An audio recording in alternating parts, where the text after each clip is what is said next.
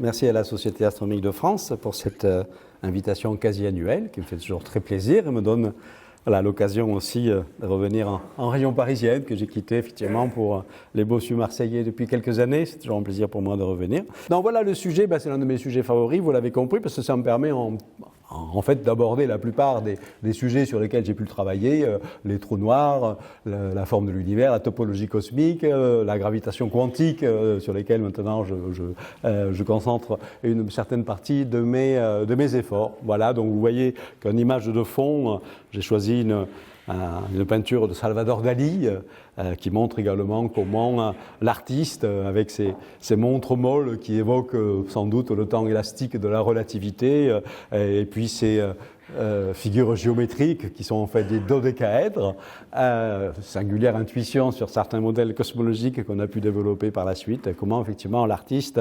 entre en résonance avec effectivement les développements scientifiques de son époque. Alors, très vaste sujet, en fait, ce soir. À partir du moment où on parle de forme, on va parler de géométrie, bien entendu. Donc, je vais parler au moins autant de géométrie que d'astronomie. Alors, au niveau ordinaire, la géométrie dans l'espace et la vie de tous les jours, c'est l'espace et le temps décrits par la mécanique céleste, par la mécanique classique, la relativité restreinte. On peut faire beaucoup de choses, mais vous savez que le cadre spatial et temporel n'est pas extraordinairement riche, puisque on a un espace euclidien sans courbure, sans topologie, séparé du temps. Bon, je ne vous parlerai évidemment pas de cela. Lorsque l'on passe au niveau où l'on fait intervenir les phénomènes de gravitation, eh bien, je vais y revenir brièvement dessus, on passe à la théorie de la relativité générale qui fait intervenir une courbure de l'espace. Voilà. Alors on peut avoir une courbure forte pour décrire la forme de l'espace, le voisinage des objets fondrés comme les trous noirs. Donc je commencerai par ça. Ensuite, la courbure se répartit à beaucoup plus grande échelle sur l'ensemble de l'univers, donc un espace-temps à courbure faible, voire très proche d'être nul, mais c'est quand même de la courbure. On passe au niveau de la cosmologie standard. Alors vous savez peut-être que j'ai passé de très nombreuses années à explorer également un sujet de la cosmologie qui n'était pas beaucoup abordé dans la littérature. C'est passé encore à l'échelle supérieure et à s'intéresser cette fois-ci à la forme globale de l'espace et non pas simplement à ses formes locales. Et la forme globale donc, de l'espace relève donc de cette discipline que j'ai fini par appeler avec mes collaborateurs dans les années 90 ce qu'on appelle la topologie cosmique, avec donc certains modèles d'univers qu'on a appelés parfois les univers chiffonnés, dont je vous dirai un mot dans la troisième partie. Et puis dans la dernière partie, si vous n'avez peut-être pas encore parti en courant, je redescendrai au contraire au niveau fondamental, c'est-à-dire à l'échelle d'extrêmement petit. On va s'interroger maintenant quelle est la forme de l'espace, éventuellement de l'espace-temps, à une échelle absolument microscopique. Et quand on se rapproche par exemple de ce qu'on appelle donc la longueur de Planck, où l'on pense qu'effectivement la structure de l'espace peut être extrêmement complexe. Vous voyez que dans le premier niveau, on avait rajouté juste de la courbure au niveau des trous noirs et de la cosmologie standard, on a rajouté de la courbure mais pas de topologie. Au niveau supérieur, on a à la fois de la courbure et de la topologie, et au niveau inférieur, on a à nouveau de la courbure et de la topologie, mais cette fois-ci décrite plutôt par des phénomènes quantiques, donc avec effectivement probablement des courbures et des topologies fluctuantes dont on ne peut faire que des descriptions statistiques, et comme vous le savez, on est dans le domaine extrêmement foisonnant et complexe des théories de gravitation quantique. Voilà le programme de la soirée. Un rappel très rapide sur la relativité générale, qui a un siècle, une ou deux années près. Je vous rappelle que donc chez Newton, comme le suggère ce petit montage du haut, la gravité est considérée comme une force d'attraction émise par les corps massifs. Et donc si on a un astre qui est dévié de sa trajectoire en passant près d'un objet massif, par exemple le Soleil, c'est parce qu'il y a une force d'attraction, symbolisée ici par ces petites flèches rouges. Voilà. Donc l'exploit et la merveille de cette théorie de la relativité générale, bâtie par Albert Einstein, publiée en 1915 pour la première fois, c'est en fait de supprimer la notion de force d'attraction universelle, de la remplacer en fait par une description géométrique de la gravitation qui va faire intervenir en fait une courbure de l'espace-temps, ce que l'on donc schématiquement dans le deuxième schéma, on supprime la force, on a toujours évidemment la trajectoire apparemment déviée, mais elle est déviée parce qu'elle va malgré tout en ligne droite, n'étant soumise à aucune force, mais elle va en ligne droite dans un espace-temps qui est courbé. Donc elle va suivre ce qu'on appelle des géodésiques, qui sont des généralisations de la ligne droite dans les espaces-temps courbes, et l'on retrouve absolument toutes les propriétés décrites par Newton, avec évidemment des corrections qui améliorent considérablement la théorie gravitationnelle. Bien, alors on remplace donc des équations, rassurez-vous, je ne vous montrerai pas d'équations, sinon sous cette forme extrêmement compacte, les équations d'Einstein ne font finalement que traduire l'équivalence entre les propriétés de courbure, des propriétés locales, la courbure de l'espace et du temps, qui sont décrites ici par ce objet géométrique qu'on appelle un tenseur, c'est grosso modo un objet à 16 composantes, un petit peu comme une matrice 4-4, où vous mettez toutes les informations sur la courbure de l'espace et du temps, et à droite, vous mettez toute l'information sur la distribution de la matière et de l'énergie, et y compris son mouvement, puisque, comme vous savez, évidemment, le mouvement engendre également de la masse et de l'énergie. Et donc, voilà, la chose admirable de la relativité générale, c'est qu'il y a cette équivalence entre la courbure, donc la forme de l'espace et du temps, et la distribution de matière et d'énergie. Et d'ailleurs, les solutions, que lorsqu'on résout des équations d'Einstein, pas dans leur généralité bien entendu, mais dans des cas particuliers, qu'est-ce qui se passe autour d'un objet sphérique, l'espace-temps d'un trou noir, l'espace-temps à l'échelle cosmologique, etc. Les solutions, ce sont des choses qui sont comme ça, et ça c'est quoi ? On appelle ça une métrique. En fait, c'est juste un théorème de Pythagore. Un théorème de Pythagore généralisé, évidemment, pas à 2 dimensions, mais à 4 dimensions. Donc, il y a des coefficients un peu plus compliqués que le théorème de Pythagore habituel que l'on peut tracer sur une feuille de papier. Mais donc, ça donne bel et bien une description locale de la forme de l'espace. Pythagore, le théorème de Pythagore habituel, c'est un espace plat sans courbure, sans topologie, mais évidemment, dans un espace sans courbe, on a toute cette information réunie donc dans cette métrique qui est une solution des équations de la relativité. Bien, ceci étant donné, puisque l'on a une liaison directe entre la quantité de matière, la distribution de matière, énergie dans l'espace et les propriétés de courbure, très rapidement s'est posé la question, qu'est-ce qui se passe dans le tissu élastique de l'espace-temps lors d'un phénomène qu'on va appeler l'effondrement gravitationnel. L'effondrement gravitationnel est incontournable, ne serait-ce que parce que l'astrophysique et les lois de l'évolution stellaire nous disent qu'à la fin de leur vie nucléaire, en tout cas, le cœur des étoiles doit s'effondrer sur eux-mêmes, puisque donc la gravitation l'emporte sur la source d'énergie interne. Et donc, ce phénomène d'effondrement gravitationnel a été étudié par un très grand nombre des plus grandes personnalités du monde de l'astrophysique, de la relativité générale, au cours du XXe siècle. Je n'ai mis évidemment que quelques-uns ici. On aurait pu rajouter évidemment Brandon Carter, Stephen Hawking et bien d'autres. Bien, voilà. Alors donc, qu'est-ce qui se passe lorsque l'on a précisément une masse qui va s'effondrer ? Donc, on imagine que le puits de gravité qui va être créé va se creuser de plus en plus. Qu'est-ce que ça va donner ? Vous savez que l'effondrement gravitationnel poussé à l'extrême va donner le trou noir. Bien. Alors pour décrire maintenant la forme complexe de l'espace-temps d'un trou noir, je vais passer par ce qu'on appelle les cônes de lumière. Les cônes de lumière permettent en fait de définir, de décrire, le terme paraît un petit peu abstru, la structure causale de l'espace-temps relativiste. Qu'est-ce que ça veut dire ? Ça veut dire qu'en fait, vous savez qu'il y a des lois naturelles qu'on appelle les lois de causalité, selon lesquelles, logiquement, la cause précède nécessairement l'effet, on ne peut pas inverser les choses, et cette loi de causalité se retrouve donc dans la description de l'espace-temps à travers cette construction qu'on appelle un cône de lumière. Alors ici c'est réduit à 2 dimensions, mais imaginez que le point E, ici, l'étranglement du cône, ça s'appelle un événement de l'espace-temps, c'est-à-dire que c'est un point de l'espace-temps. Ça s'appelle un événement parce qu'il y a 3 coordonnées d'espace et une coordonnée de temps. Donc c'est un événement qui se produit à un moment donné. À partir de cet événement, la relativité se dit quelles sont les trajectoires permises à partir de cet événement pour les particules ou les rayons de lumière. Eh bien, évidemment, la loi d'indépassabilité de la vitesse de la lumière nous dit que il y a des trajectoires qui sont interdites, parce qu'elles correspondraient à des vitesses supérieures à la vitesse de la lumière. Donc en fait, la lumière va engendrer, à partir de l'événement E, une structure en forme de cône, comme on appelait le cône de lumière. Donc la lumière va toujours circuler le long de ces cônes-là. Et ça va permettre également, donc il y a un cône du passé, tous les événements passés de l'événement E, et puis il y a les événements futurs. Quant aux particules massives, qui circulent donc à une vitesse inférieure à la vitesse de la lumière, eh bien, elles sont astreintes à circuler à l'intérieur des cônes de lumière. Donc on a une véritable directionnalité, on ne peut pas aller n'importe où, des trajectoires qui sont interdites. Une trajectoire qui irait comme ça est absolument interdite. Et ça s'appelle une structure causale parce que les seuls événements du passé de l'événement E qui peuvent l'influencer, ce sont les événements qui sont dans son cône de lumière du passé. Par exemple, un événement qui se passerait là, il s'est produit bien dans le passé, mais il n'interagira pas, il n'aura aucune influence sur l'événement E, parce qu'il est en dehors de son cône de lumière du passé. Et pareil, pour les événements futurs, tout ce qui se passe en E peut éventuellement influencer les événements, pas la totalité des événements de l'univers, et uniquement les événements qui sont dans le cône de lumière du futur. Bien, alors pourquoi je vous ai expliqué ça? Parce que, bon, ça c'est le schéma le plus simple dans ce qu'on appelle l'espace-temps de la relativité restreinte, l'espace-temps de Minkowski, qui est un espace-temps plat et sans courbure.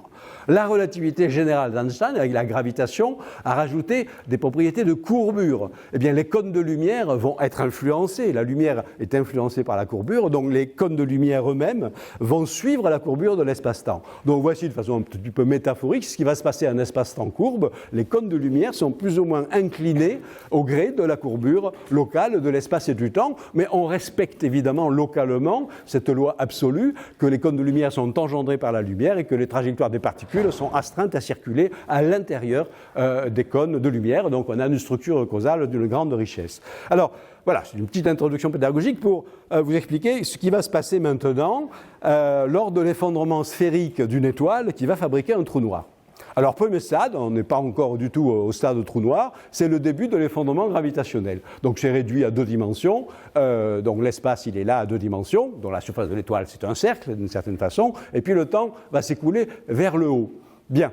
Alors, vous voyez que l'étoile commence à s'effondrer, puisque son rayon commence à diminuer. Et ça, ce sont des événements qui sont à la surface de l'étoile, et donc il y a les cônes de lumière, ça veut dire que c'est tout ce qui peut s'échapper éventuellement de l'étoile. Et vous voyez qu'il y a une partie du rayonnement qui peut effectivement s'échapper de l'étoile vers l'extérieur. Ici, en parallèle, j'ai mis une représentation sur laquelle je reviendrai dans quelques minutes, qui représente en fait la façon dont le puits de gravitation se creuse progressivement dans le tissu élastique de l'espace-temps. Donc ici, on a l'étoile qui occupe cette zone-là et qui commence à faire une distorsion relativement modérée du tissu élastique. Stade 2, l'effondrement se poursuit. L'étoile se contracte de plus en plus, on n'est pas encore au stade de trou noir, mais vous voyez que les cônes de lumière, précisément, influencés par le champ de gravité qui augmente, évidemment le champ de gravité augmente à mesure que l'étoile se contracte, les cônes de lumière s'inclinent de plus en plus vers l'intérieur.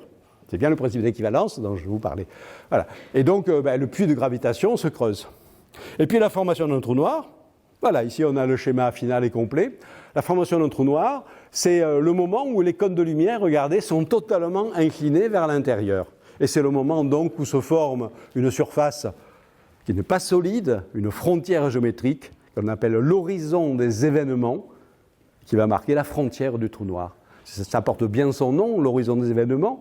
Ça veut dire que pour tout observateur extérieur, cette surface-là représente un horizon au-delà duquel on ne peut pas observer les événements, puisque les informations ne peuvent pas sortir.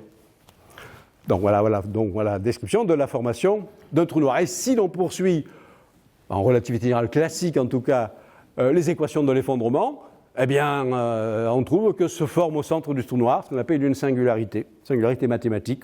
Tout devient infini, la courbure devient infinie, et si on met des variables physiques comme la température, la pression, tout devient infini. Ce qui est évidemment embarrassant pour le physicien, comme vous le savez. Et donc après, on va essayer de se débarrasser de ces infinis en améliorant les théories. Alors ça, c'est pour un petit peu pour la fin. Bien, donc voici donc cette description du trou noir hein, avec des cônes de lumière que je vais perfectionner avec ce schéma.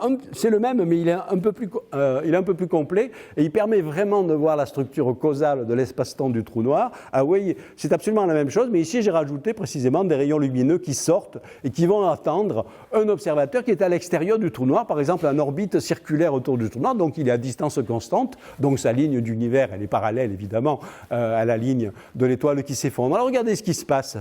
les rayons lumineux sortent de l'étoile, atteignent l'observateur lointain. Donc émission, réception, E1, R1. Bien. Les intervalles d'émission, on a par exemple placé, c'est une expérience de pensée évidemment, on a placé à la surface de l'étoile une sorte de balise lumineuse qui va émettre à intervalles réguliers, par exemple chaque seconde, c'est vrai parce que l'effondrement peut être très rapide, qui va émettre chaque seconde dans son temps à elle, le temps propre, le vrai temps d'effondrement, va émettre donc un signal vers l'extérieur. Mais qu'est-ce que l'on constate?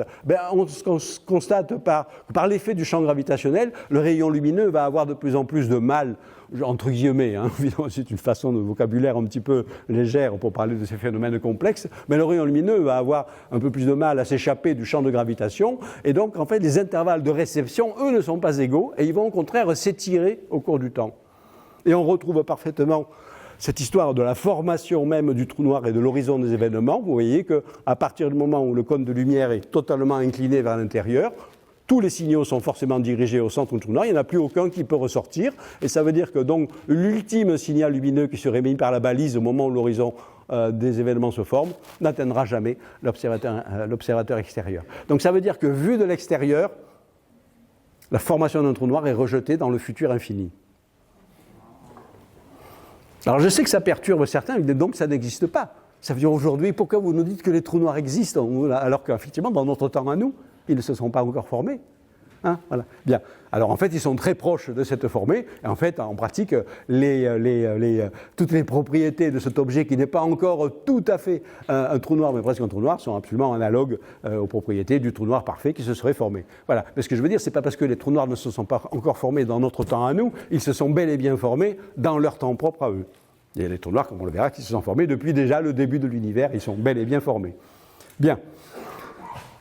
Alors maintenant, on va passer quelque chose de plus spectaculaire sur la façon dont les trous noirs, vous comprenez, c'est les objets donc les plus condensés, donc c'est eux qui vont créer les déformations les plus spectaculaires de l'espace et du temps. Voilà. Alors ça va être assez visuel. La façon dont un trou noir distord la forme de l'espace et du temps d'ailleurs, mais on verra plus visuellement, on visualise mieux la distorsion de l'espace que les distorsions du temps, bien entendu. D'abord autour de lui, ensuite derrière lui, c'est-à-dire à l'arrière-plan, et éventuellement à l'intérieur de lui. Alors commençons par autour de lui. Alors autour de lui, qu'est-ce qu'il y a autour d'un trou noir? Il peut ne rien y avoir, si un trou noir est nu, isolé. Enfin en général, un trou noir astrophysique, il est entouré de matière, il peut y avoir du gaz par exemple, ou des étoiles pour les très gros trous noirs. Alors un trou noir peut être entouré, et généralement entouré d'un disque de gaz qu'on appelle un disque d'accrétion. Bien. Alors, je vais un petit peu revenir dans ma propre histoire à moi de chercheur, puisque dans mon travail de jeune chercheur à la fin des années 70, je me suis dit, tiens, j'arrivais à l'observatoire de Paris-Meudon, essentiellement entouré par des astronomes. Moi, j'avais une formation de mathématiques, j'avais commencé à lire des choses sur la théorie des trous noirs, un petit peu embryonnaire, puis surtout sur le plan expérimental, observationnel, il y avait strictement quasiment aucune indication que les trous noirs puissent bel et bien exister. Alors je me suis dit, tiens, on va essayer de calculer une image de à quoi ressemblerait un trou noir entouré justement d'un disque de gaz brillant autour. Le jour où on aura peut-être un télescope, probablement pas de mon vivant évidemment, un télescope incroyablement sophistiqué qui permettrait d'avoir la résolution suffisante pour observer un trou noir, peut-être qu'on verra ça. Bien.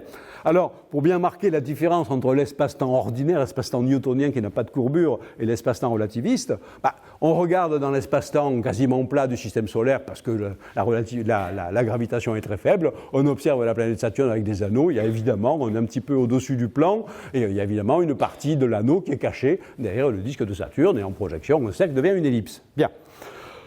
Avant maintenant de se lancer dans des calculs, il faut forcément on arrive à écrire un programme d'ordinateur pour calculer les trajets des rayons lumineux, mais cette fois-ci dans l'espace-temps du trou noir, avec donc effectivement des déviations de rayons lumineux, des sortes de mirages, etc.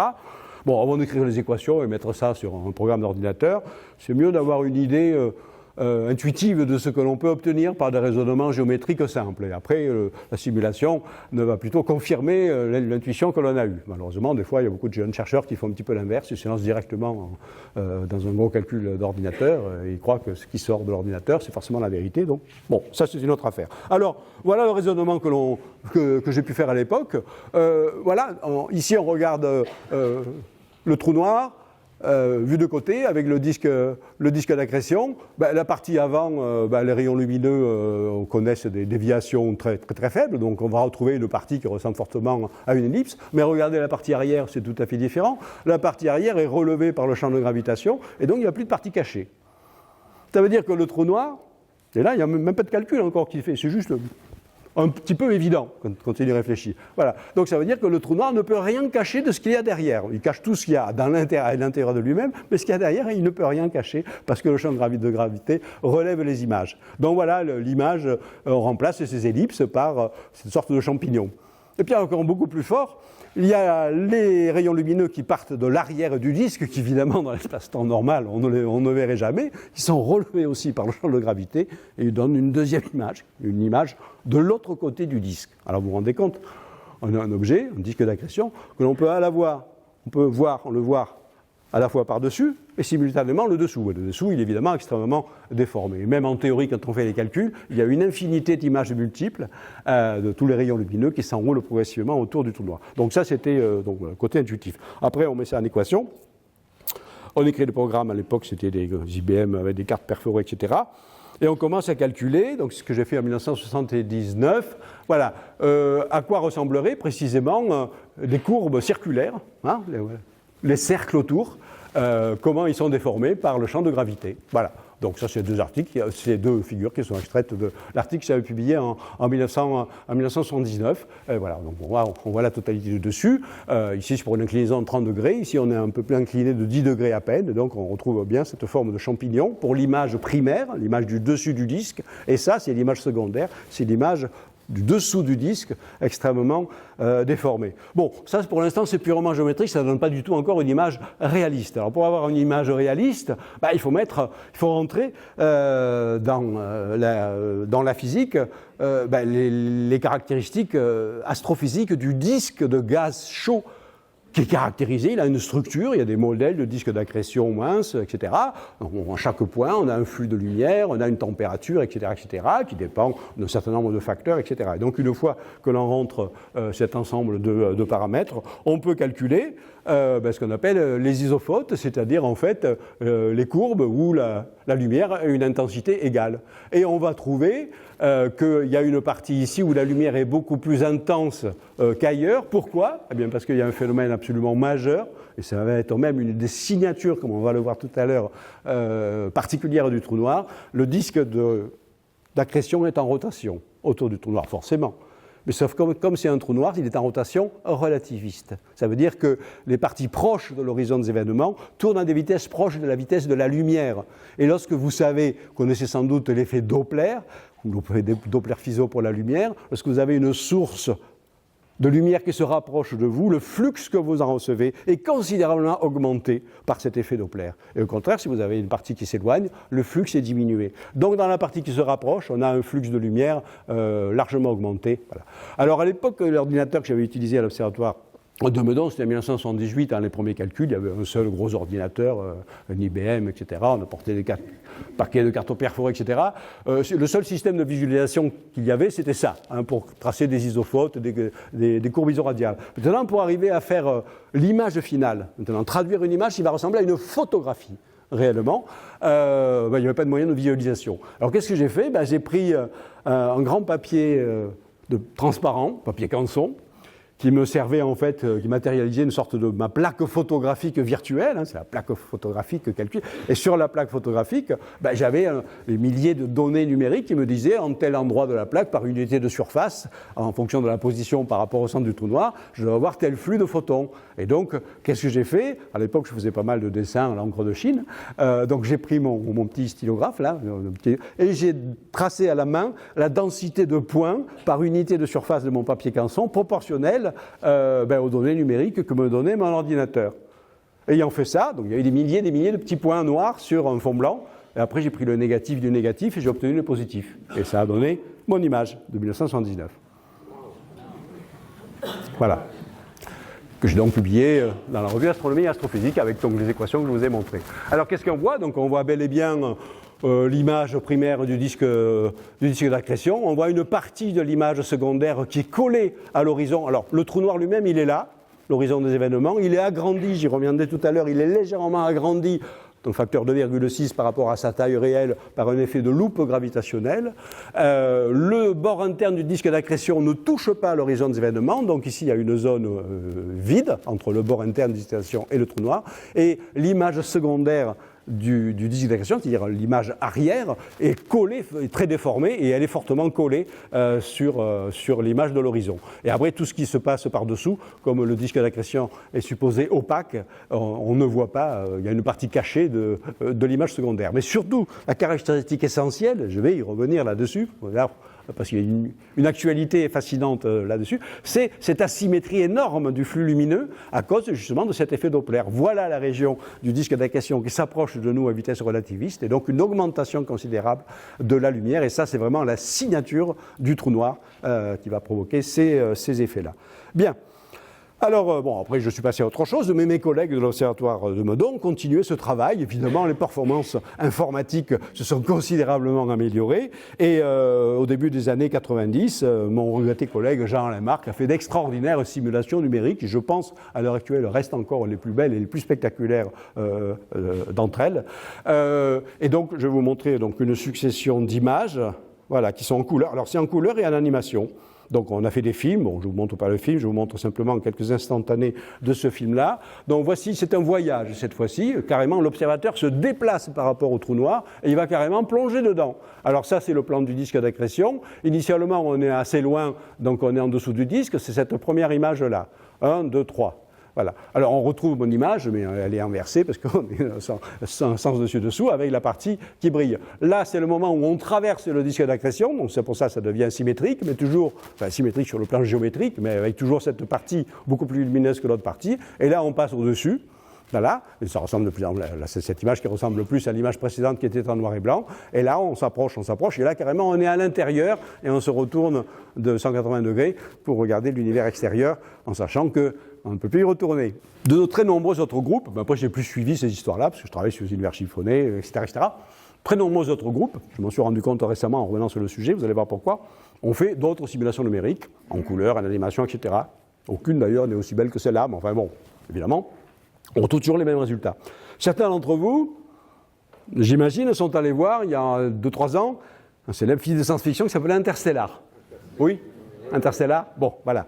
Qui fait donc intervenir dans un récit de fiction un voyage près de trous noirs, et notamment un trou noir hypothétique, qui s'appelle Gargantua, un trou noir géant de 100 millions de fois la masse du Soleil. En plus, un trou noir un petit peu différent de celui-là, parce que je ne l'ai pas précisé, mais ici, j'ai fait les calculs pour un trou noir distatique, c'est-à-dire qui n'a pas de rotation. Bien. En fait, les trous noirs astrophysiques doivent avoir une rotation, mais comme on va le voir, le phénomène de rotation altère peu la forme d'une image. Mais les trous noirs astrophysiques, ils sont en rotation. Donc, on peut faire des calculs un peu plus sophistiqués en tenant compte d'une rotation de trou noir. Voilà. Et donc, on voit des images, effectivement, dans ce film-là, notamment cette image-là, d'un disque d'accrétion. Alors, on est exactement dans le plan du disque. Donc, c'est pour ça que sur le plan géométrique, c'est symétrique. Voilà. Bien. Voilà. Et donc, le conseiller scientifique du film, parce qu'il s'agit réellement de simulation numérique, ce n'est pas une vue d'artiste comme en général on le voit dans les films de science-fiction, plutôt mal fait, en tout cas sur le plan scientifique. Voilà. Donc, ils ont fait appel à un de mes collègues, un astrophysicien américain extrêmement réputé, qui s'appelle Kip Thorne, qui était un grand spécialiste des trous noirs. Certains d'entre vous savent qu'entre-temps, il a obtenu le prix Nobel de physique. Non pas pour ça, heureusement d'ailleurs, mais pour les ondes gravitationnelles. Voilà. Alors pour l'anecdote, je me dis, Kip Thorne, qui connaissait mon travail évidemment, c'est le travail un peu de pionnier, c'était la première image, m'écrit un mail en me disant, donc c'était à l'automne 2014, juste avant que ne sorte le film sur les écrans, il me dit, Jean-Pierre, si jamais tu vas au cinéma, il y a un film qui va sortir qui s'appelle Interstellar, j'ai été conseiller scientifique, donc on a fait travailler une équipe de 200 informaticiens qui ont mis les équations, etc., etc., puis on a obtenu une image, alors ne m'en veux pas, ne sois pas choqué, si l'image de film ne ressemble pas tout à fait à ton image à toi, parce que l'image, elle est complètement symétrique. Je voulais mettre évidemment l'effet Doppler, de rotation du disque, avec cette forte asymétrie du flux lumineux. Et quand je l'ai montré au réalisateur et à un producteur, je dis « Ah non, non, les spectateurs ne comprendront rien. Donc on va laisser cette image-là, elle est plus spectaculaire, elle est bien léchée. » Bon, voilà. Donc cette image-là, qui a été, je me souviens à l'époque, a été présentée dans la presse anglo-saxonne comme la plus extraordinaire image jamais faite sur les trous noirs, la plus précise et tout. En fait, elle était fausse d'une certaine façon. Elle est juste sur le plan de la géométrie, mais elle est fausse sur le plan des propriétés réelles du disque d'accrétion et de ce que l'on verrait réellement. Alors Gibson était un petit peu embarrassé, effectivement, de cette petite entorse à la réalité scientifique. Et de fait, nous avions calculé avec Jean-Alain Marc cette configuration-là, c'est-à-dire exactement dans le plan, mais en tenant compte des vraies propriétés du disque. Donc l'image qui aurait été plus juste, c'est celle-là. Est-ce qu'elle est vraiment plus moche que l'image du haut? Bon, je ne trouve pas, personnellement. Donc j'aurais pu l'utiliser. Au centre de la galaxie se trouve un trou noir géant. Ce trou noir géant, on le traque depuis de nombreuses années en observant le mouvement d'un amas d'étoiles.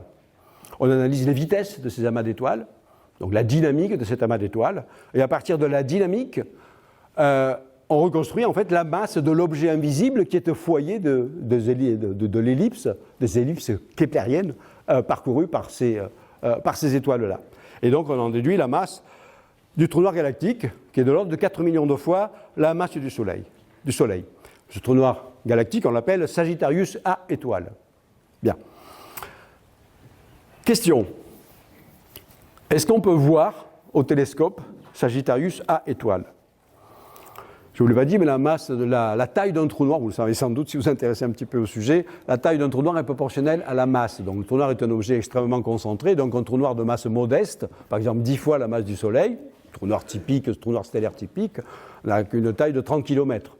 Donc c'est absolument minuscule. Il est hors de question. Le plus proche trou noir stellaire que l'on connaisse, à 0,620, etc., il doit faire 15 masses solaires, donc il doit faire 40 km, mais il est à 6000 années-lumière. On ne risque pas de voir quelque chose. Mais avec un trou noir géant, on s'est dit, tiens, un trou noir géant, 4 millions de fois la masse du Soleil, ça fait quoi en taille? Ben, ça fait 25 millions de kilomètres. Bon, c'est pas mal. Le problème, c'est que c'est quand même un peu loin, parce que c'est à 30 000 années-lumière. Voilà. Ça veut dire qu'en fait, le diamètre angulaire du trou noir galactique Sagittarius A étoile, c'est 20 micro-arcs-secondes, 20 millionièmes de seconde d'arc. Bon. Pour certains, ça vous dit sans doute quelque chose si vous faites de la photographie sur la résolution angulaire. C'est vraiment minuscule. C'est inimaginable d'avoir un télescope capable d'avoir cette résolution-là. C'est à peu près 2 à 3 000 fois plus fin que la résolution du télescope spatial Hubble, par exemple. Là, voilà. Alors, premièrement, dans mes calculs 1979, j'avais tout de même montré que, par un effet de loupe gravitationnelle, il y avait déjà un petit facteur d'amplification, c'est-à-dire la taille, un facteur d'agrandissement de 2,6. Enfin, 3 racines de 3 sur 2. Donc ça fait à peu près 2,6, ce qui veut dire que ça augmente un petit peu la taille. Bon, ça fait passer le diamètre angulaire à 50 micro-arcs-secondes. Ça reste toujours extraordinairement petit et hors d'atteinte de tout télescope terrestre optique. Oui, mais sauf que il y a la radioastronomie.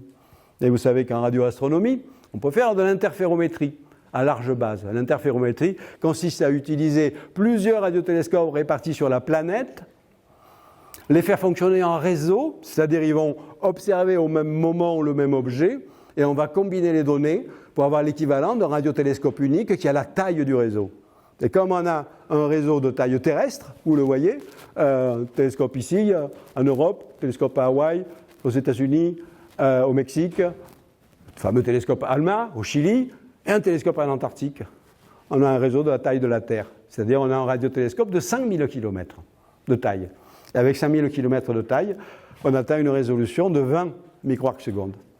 Donc on peut voir le trou noir galactique. On ne l'a pas encore vu. Voilà. Non pas parce qu'il n'existe pas, parce que les données sont en train d'être traitées. Alors, ce projet-là, magnifique, s'appelle donc l'Event Horizon Telescope.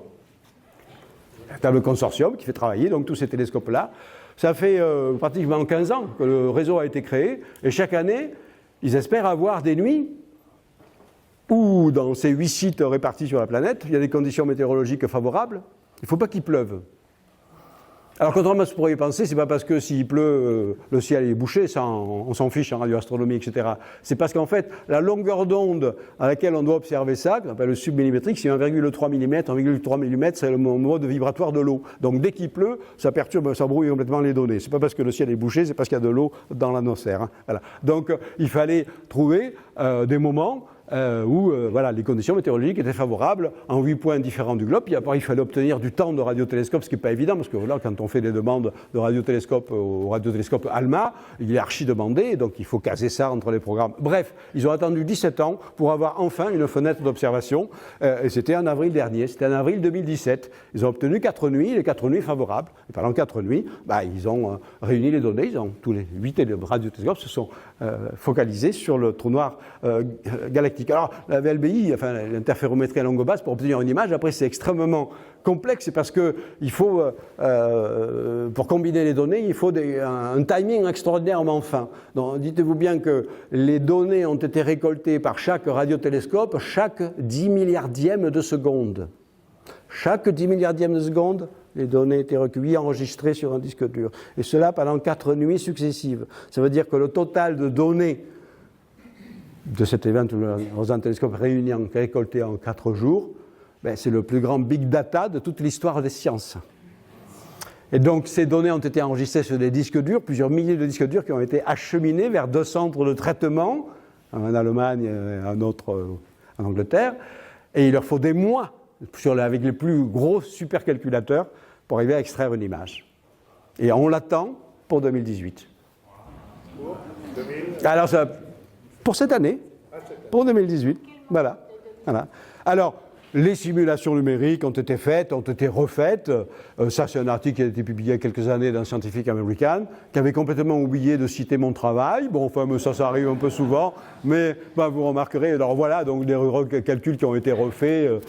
Alors, une différence quand même avec mon travail, c'est que moi j'avais calculé une image dite bolométrique. Une image bolométrique, c'est en fait toute longueur d'onde confondue, on les met ensemble et on fait cette image. J'avais calculé le flux lumineux réparti dans toutes les longueurs d'onde. Eux, ils savent qu'ils vont observer quelque chose uniquement dans une fenêtre très étroite, la fenêtre 1,3 mm, donc évidemment tout le rayonnement ne parvient pas, donc il faut faire un filtre supplémentaire pour calculer l'image et ne récolter que la partie du rayonnement submillimétrique qui va arriver. Donc c'est pour ça qu'on a évidemment la tache lumineuse qui correspond à la partie de disque d'accrétion qui se rapproche de nous, mais elle est légèrement différente. Voilà. Bon, alors quand j'ai vu cet article il y a 2-3 ans, je dis quand même ils exagèrent parce que bon, j'avais vraiment calculé exactement ça. Cette image, alors ça, c'est probablement l'image que l'on obtiendra, malgré tous ces efforts considérables dont je vous ai parlé, il y aura à peine quelques pixels. Il faudra sans doute améliorer encore le réseau et les tentes pour avoir une image plus précise.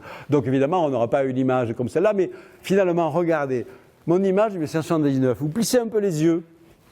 Qu'est-ce que vous voyez? Qu'est-ce qui est remplissant les yeux? Vous ne voyez plus que la grosse tache blanche. C'est exactement ce que l'Event Horizon Telescope probablement va obtenir. Voilà, donc j'attends ça avec un certain intérêt. Bien. Voilà, donc voilà, c'est ce qui se passe autour. Donc 2018 va être une grande année de plus pour les trous noirs, comme il y en a eu des grandes années précédentes avec les ondes gravitationnelles, je viens de dire un mot également, etc. Donc à ce moment, les trous noirs reviennent vraiment devant de la scène, à la fois sur le plan théorique et sur le plan expérimental. Alors, maintenant, comment les trous noirs déforment le paysage qui est derrière eux, c'est-à-dire l'arrière-plan. Alors, c'est le phénomène bien connu qu'on appelle le mirage gravitationnel. La relativité générale nous dit que lorsque l'on observe un objet lointain, mais sur la ligne de visée, il y a un objet massif, il déforme l'espace, et donc les rayons lumineux d'arrière-plan sont incurvés et éventuellement sont démultipliés pour donner plusieurs images d'un même objet, ce qu'on appelle un mirage de type gravitationnel. Alors, on connaît énormément de mirages gravitationnels dont les lentilles sont des objets ordinaires, ce ne sont pas des objets effondrés en trous noirs, ce sont des galaxies, des amas de galaxies. Pour des raisons de symétrie, le mirage gravitationnel parfait, avec un alignement parfait, donnerait un cercle, on appelle un anneau d'Einstein. Donc ici, vous voyez 2 objets astronomiques récemment détectés, enfin ça, celui-là, il est assez ancien, la fameuse croix d'Einstein, où en fait, ici, c'est la lentille, et là, c'est les 4 pétales de ce trèfle à 4 feuilles. Là, c'est en fait 4 images d'une même galaxie qui est derrière celle-là. Hein, voilà. Et là, on est plus proche de la configuration idéalisée. Vous voyez que l'image se répartit pratiquement le long d'un cercle parfait qui correspondrait donc à l'anneau d'Einstein théorique. Alors évidemment, ce serait le trou noir qui provoquerait les mirages gravitationnels les plus spectaculaires. Le problème, c'est que, comme je vous l'ai dit, effectivement, les trous noirs, leur taille angulaire est tellement petite que pour l'instant, il est hors de question de visualiser des mirages au télescope, d'observer des mirages gravitationnels. Mais on peut en faire des simulations numériques. Et on revient à l'ordinateur pour faire des calculs. On va recréer les équations, des déviations des rayons lumineux dans l'espace-temps. Et ça, ce sont des travaux qui ont été faits par Alain Riazuelo. Alors, j'imagine, vous avez probablement eu à la SAF, évidemment, une conférence de Alain, donc je vais aller assez rapidement, mais je ne résiste jamais au plaisir de montrer ces images tellement qu'elles sont magnifiques. Donc ici, c'est une représentation naturelle, fondée sur un catalogue d'étoiles, d'une partie de la Voie lactée dans l'hémisphère sud. Ici, on est en direction du centre galactique, et là, il y a vraiment les étoiles, que l'on peut voir dans l'hémisphère sud. Donc, Alain a calculé l'effet de mirage gravitationnel qui serait provoqué par un trou noir qui serait dans cette direction-là, sur la ligne de visée, et donc la déformation de l'image obtenue serait celle-là. Bon, on a déjà de très belles images sur le plan esthétique, mais elles ne sont, c'est pas du vue d'artiste, ce sont vraiment des calculs scientifiques. Alors on voit l'image première de la Voie lactée, qui est évidemment déformée au voisinage. On devine un petit peu l'anneau d'Einstein qui est ici, mais alors justement, qu'est-ce que vous voyez ici ? Vous voyez une Voie lactée, mais vous la voyez en entier. Vous ne voyez pas seulement le petit bout qui est dans le champ du télescope, du télescope virtuel. Vous voyez la Voie lactée tout entière ici. Pourquoi ? Parce qu'en fait, l'anneau d'Einstein théorique, il est là. Et les lois du mirage gravitationnel vous disent que justement le mirage gravitationnel créé par le trou noir est tellement puissant qu'il va entièrement dupliquer l'univers extérieur à l'intérieur de son anneau d'Einstein. Donc vous avez la totalité de la voûte céleste et pas seulement la petite partie dans ce champ de vue, la totalité de la voûte céleste qui est dupliquée ici, mais de façon évidemment extrêmement déformée. C'est pour ça qu'on voit entièrement la Voie lactée. Alors Alain est allé un petit peu plus loin en faisant carrément calculer un trou noir qui se déplacerait. Alors ça, c'est toujours une vue de l'hémisphère sud, une partie de la Voie lactée, la croix du sud, vous la reconnaissez, elle est là, alpha et bêta du Centaure, Canop, Achernar, étoiles brillantes, et les fameux nuages de Magellan, grand nuage de Magellan, petit nuage de Magellan. Ça, c'est le paysage normal. On a imaginé qu'un trou noir passe devant, et on va calculer étape par étape la façon dont le paysage change. Et on a ceci. Voilà, donc on a une nuée de petites... Alors vous voyez que l'image se déforme progressivement pour avoir la forme d'un croissant. On a une nuée de petites étoiles qui sont que des images démultipliées des 1000 et quelques étoiles brillantes de la voûte céleste. Ici, on est exactement devant, donc on a eu fugitivement la formation de l'anneau d'Einstein. Et à nouveau, le trou noir passe devant le grand nuage et les images se dissocient à nouveau. Et donc on a une duplication complète de l'espace-temps. Donc c'est juste scientifiquement et c'est pédagogiquement très intéressant pour voir ces effets de distorsion des trous noirs sur l'arrière-plan. Bien. Une autre façon, quelque part, de visualiser la distorsion de l'espace créée par un trou noir, c'est le fait que, puisque le trou noir courbe l'espace dans son voisinage, l'espace est étiré, déformé dans certaines directions, etc., un objet qui pénètre dans un espace, lui-même va épouser la distorsion de l'espace là. Et donc, au tout début, après avoir calculé mon image de 1979, je continue à m'intéresser beaucoup au trou noir, bien entendu, et notamment avec Brandon Carter, avec qui je travaillais à l'époque, je me suis demandé, mais qu'est-ce qui se passerait si une étoile frôlait un trou noir géant ? Alors à cette époque, on commençait à peine à soupçonner qu'il puisse y avoir des trous noirs géants, supermassifs, au centre des galaxies. On n'avait pas encore repéré le trou noir de Sagittarius à étoile, du trou noir galactique, mais on commençait à soupçonner là. Voilà. Donc le boulot de l'astrophysicien théoricien, c'est un petit peu d'imaginer des situations plausibles, etc. Qu'est-ce qui se passerait ? Voilà. Et donc, on met ça en équation, à nouveau, et puis voilà, et on calcule le sort d'une étoile qui va pénétrer dans une zone délimitée, parce qu'on appelle le rayon de marée, à l'intérieur duquel l'espace est tellement distordu que tout objet qui va pénétrer va lui-même être distordu. Alors comment il va être distordu ? Il va être peut-être écrasé dans un sens, étiré dans un autre, etc., etc. Bon, ça dépend évidemment la description du champ de marée. Voilà. Et donc, ça c'est une animation, c'est pas du tout le résultat des simulations numériques, c'est une animation ultérieure qui a été faite, un peu simplifiée, un peu simpliste. On voit l'étoile, le long d'une orbite parabolique, elle va revenir, et vous allez voir, c'est un petit peu en accéléré, normalement ça dure quelques heures, voilà, une fois qu'elle rentre dans le rayon, voilà, les forces de marée la détruisent. Mais la façon dont l'étoile est détruite, ça se calcule. Et on avait calculé qu'en fait, dans un premier temps, l'étoile était d'abord écrasée dans le plan de son orbite. Écrasée, aplatie, un peu comme une sorte de crêpe, si vous voulez. Puis à force d'être écrasée, vous ne pouvez pas écraser indéfiniment, la pression interne finissait par réagir, et ça faisait un rebond et une grande flambée de rayonnement. On avait appelé ça les crêpes stellaires flambées, et on avait publié notre premier article dans la revue Nature en 1982. Voilà. Alors, à cette époque, on n'avait vraiment aucune indication astronomique que ça puisse exister. Et puis plus tard, on était passé à d'autres sujets. Les premières observations ont commencé à être faites. Et aujourd'hui, on observe quasiment toutes les semaines des crêpes stellaires flambées parce que c'est un phénomène tout à fait naturel. Quasiment chaque galaxie a entre... C'était quoi les crêpes le titre anglais de notre premier papier paru dans Nature, ça parlait des pancake stars. Les étoiles crêpes, voilà. Et puis un autre, après, dans un autre papier, il y avait les flambides pancake stars, etc., etc. Voilà. Bien.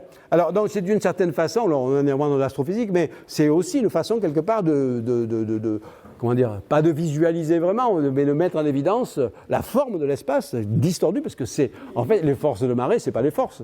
C'est une manifestation de la distorsion de l'espace au voisinage d'un trou noir qui va donc détruire les étoiles. C'est la distorsion de l'espace qui détruit les étoiles.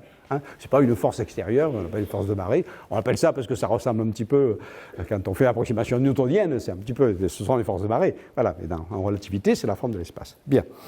Autre façon également de visualiser les effets relativistes sur la forme de l'espace, il faut évidemment que je parle des ondes gravitationnelles, je ne peux pas faire l'impasse dessus. Donc les ondes gravitationnelles sont une prédiction incontournable de la relativité qui vous dit que non seulement un objet dense, concentré, etc. va créer un puits de gravité, mais si en plus cet objet bouge à une véritable dynamique, comme ici c'est le cas dans un système binaire, par exemple trou noir en rotation, l'un autour de l'autre, ils agitent la structure même de l'espace-temps et ils provoquent des ondulations de la courbure qui vont se propager vers l'extérieur à la vitesse de la lumière qu'on appelle, comme vous le savez, des ondes gravitationnelles. Et comme vous le savez, donc cette chose-là qui avait été prédite dans un article d'Einstein en 1916 ont été détectées enfin directement pour la première fois, particulièrement exactement un siècle plus tard, à l'aide donc de détecteurs extraordinairement sophistiqués. Ici, je montre deux détecteurs d'ondes gravitationnelles qu'on appelle LIGO, qui se trouvent aux États-Unis, et avec donc cette détection pour la première fois de ces vibrations infinitésimales de l'espace-temps provoquées par la fusion de trous noirs. Vous avez sans doute vu cette simulation numérique qui a été montrée à l'occasion de la découverte, où on voit donc les deux trous noirs. Ça représente à peu près les 40 dernières secondes de vie de ce système, de ce couple de trous noirs qui vont finir par fusionner en s'embrassant. L'ultime étreinte, c'est une bouffée de rayonnement gravitationnel incroyablement intense et qui a été détectée en 2015. Et grâce à ces observations-là, on peut remonter exactement à la masse des progéniteurs des deux trous noirs initiaux et la masse du trou noir final. Et la masse du trou noir final est légèrement inférieure à la somme des masses des deux trous noirs qui ont fusionné. Ce qui manque, ça a été entièrement dissipé sous forme d'énergie gravitationnelle. Bien. Dernière chose avec le trou noir, un sacré programme, je suis encore loin du compte, c'est qu'est-ce qui se passe à l'intérieur. Comment l'espace est déformé à l'intérieur d'un trou noir. Alors si je reviens sur cette sur cette un petit peu figuration d'un trou noir comme une distorsion du tissu élastique, c'est-à-dire on a un puits de gravitation qui se creuse progressivement. Alors on fait ce genre de choses. C'est pas une vue d'artiste en fait. Hein. C'est réellement une représentation mathématique. Ça s'appelle un diagramme de plongement qui permet de visualiser certaines propriétés de courbure réduites à 2 dimensions ici de l'espace au voisinage créé par un corps massif. Là. Le corps là est massif, mais il n'est pas effondré en trou noir. Donc c'est une étoile normale. Donc on a ceci. Maintenant, quand on fait la même représentation mathématique, c'est-à-dire le même diagramme de plongement pour un objet effondré en trou noir, au lieu d'avoir ça, on a ça. Alors initialement, ça avait été calculé, mais personne n'avait réalisé l'impact que ça pouvait avoir, par quelqu'un complètement oublié qui s'appelle Flamme, en 1916. Il avait obtenu cette structure bizarre. Bon. Après, Einstein et Rosen, un peu plus tard, ont été intrigués, ils ont refait des calculs. Ce n'était pas du tout dans le cas de trous noirs, parce qu'Einstein n'admettait pas du tout l'existence des trous noirs. Donc c'était pour d'autres raisons qu'il a étudié ces structures géométriques, mais toujours est-il qu'ils ont étudié ce schéma-là avec cette histoire de cette gorge-là qui relie le haut et le bas, qu'on a appelé à une certaine époque le pont d'Einstein-Rosen. Et puis après, les relativistes sont venus sur cette affaire-là, et John Wheeler a baptisé ces structures-là, comme vous le savez, les wormholes, c'est-à-dire des trous de verre.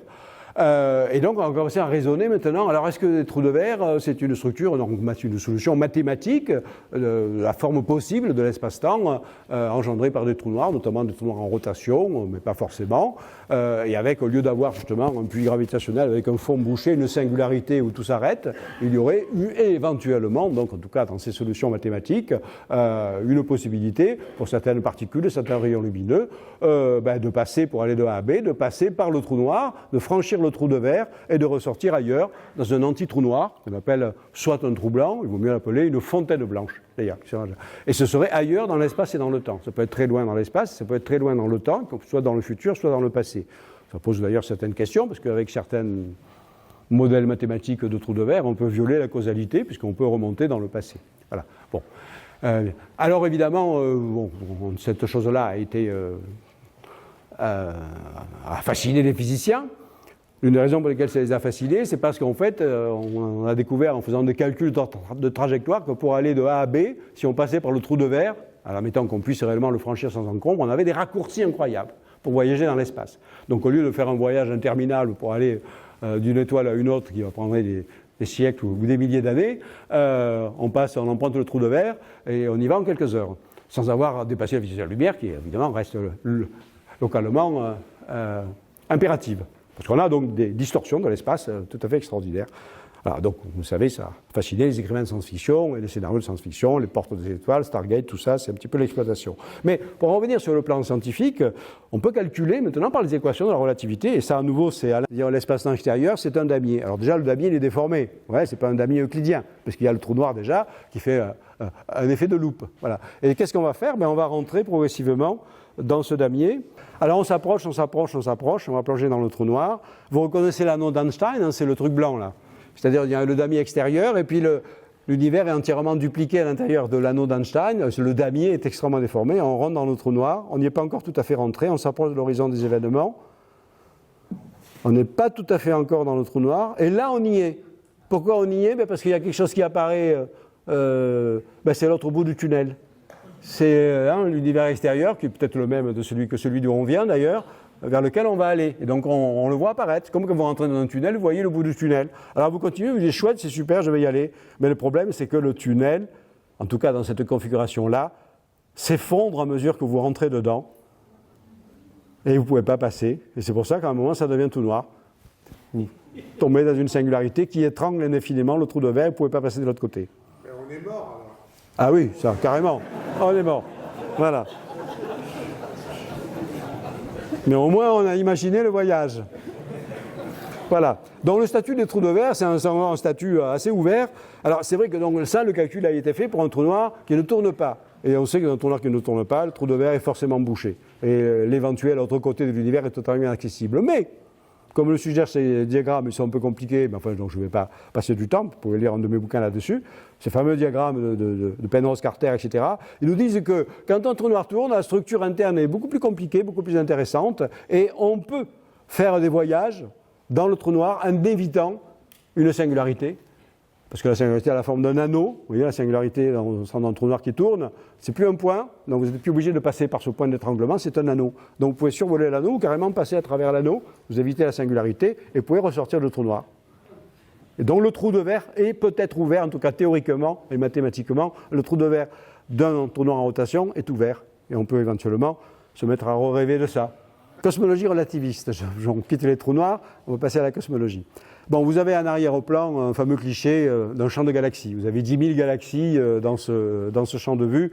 On voit qu'à l'œil, elles sont réparties de façon à peu près uniforme, et c'est extrêmement important en cosmologie relativiste, c'est-à-dire que la façon dont on peut résoudre, trouver des solutions exactes des équations de relativité applicables à la description, cette fois-ci, non plus de l'univers localisé autour d'un trou noir, mais de l'univers dans sa globalité, c'est une distribution uniforme de matière et d'énergie qu'on appelle homogénéité et isotropie. Et les raisonnements mathématiques relativement simples nous disent que l'homogénéité et l'isotropie, supposées, comme hypothèse simplificatrice, mais justifiée par des observations, entraîne une grosse simplification, entraîne que l'espace cosmologique, c'est-à-dire à l'échelle cosmique cette fois-ci, a une courbure constante.